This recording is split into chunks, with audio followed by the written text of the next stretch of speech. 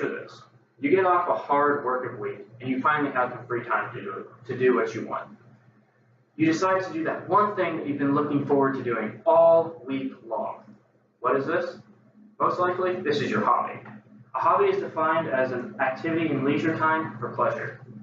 Since it's in your leisure time for pleasure, this can range from many different things between people. This can be from basketball to bird watching to growing plants and anything else. Coming from a rural background, personally, one of my hobbies is hunting. Now, since hobbies are such a wide range and everyone has a different hobby, you'd think people would be accepting of other people's hobbies. However, hunting is not very accepted outside of rural areas. One study by Mars polls showed that 56% of Americans strongly oppose hunting for sport.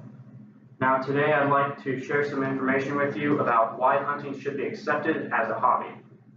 Personally, I have been hunting since I was very young and have grown quite fond of it. I have spent countless hours hunting or learning to hunt and then participating in it.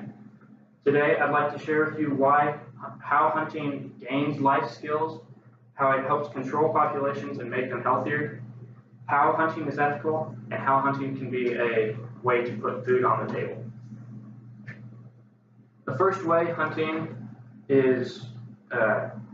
should be considered a hobby is it gains many valuable life skills just as many other hobbies do.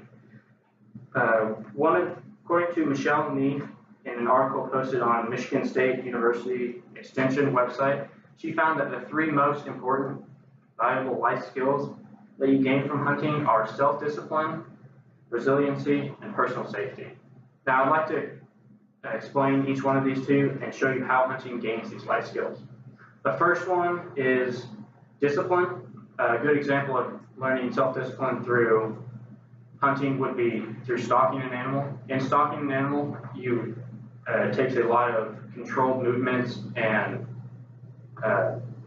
very precise movements, and you have to teach yourself these and make sure that you do them correctly each time that you go. And stalking an animal can take countless hours, and sometimes you can still come up with nothing. Now, this leads me to my second life skill of resiliency. Hunting, even though you may not get something when you go out, hunting teaches you to keep going out again and again and again, and eventually you will get it. And the third life skill was personal safety. Personal safety is heavily reinforced in hunting nowadays, as every hunter has to take a hunter safety course before they are allowed to hunt. These hunter safety courses are taught through local law enforcement and sometimes even state troopers. My second point why hunting is a hobby is animal control. Hunting has been shown to control animal populations and make them healthier. One study by Sioux Form Surrounding found that hunting provides an important service to both the ecosystem and society by regulating growth. This is done by controlling the total number of animals in the population. With a lower population that comes with hunting, there are more resources available for the remaining population, and this in turn makes those remaining ones stronger and healthier. Now, my third one is how hunting is ethical. There can be a case made that hunting can be made unethical, but this is most often through poachers and other illegal hunters. I found an article on the National Wild Turkey Federation website by Cassie Scott that collected statements from 7 well-known hunters and guides. But one of these that stuck out to me was by Dr. James Earl Kinnamer. He said that hunting is ethical provided that it is in fair chase. There have been technologies that have been invented that can make hunting not fair to the animals, but these are primarily used by those poachers and illegal hunters themselves. The second quote that I found that I liked was by Julie McQueen. She said that it is a tradition passed down from the beginning of time. Ever since humans have been on Earth, there's evidence of humans hunting, and they have used it for survival and making tools eventually from the other products that they gathered. And so without hunting by our early human species, we would not be where we are today. The last one I'd like to talk to you about is hunting for food. I know that there are plenty of times that I've gone out hunting and I have gotten an animal and then either processed it myself or given it to the local locker to be processed and then donated to a program that made lower cost meats for families who are less fortunate.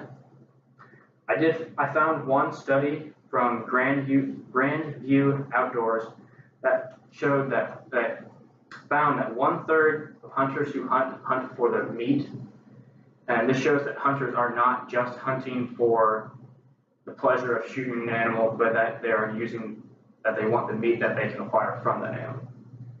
Here is that study that I found. You can see that hunting for meat is clearly above all the others, and you can note that there's only one response out of all of these for hunting for a trophy, so that shows the people. It is not very often that people hunt for just the pleasure of it. So now that I've shared these facts with you on why hunting has many benefits and is comparable to all other hobbies and skills that you can acquire, I believe that hunting should be accepted as a hobby. And now that you have this information, I'd like for you to help shift that 56% overall disapproval towards 100% approval for hunting as a hobby. Thank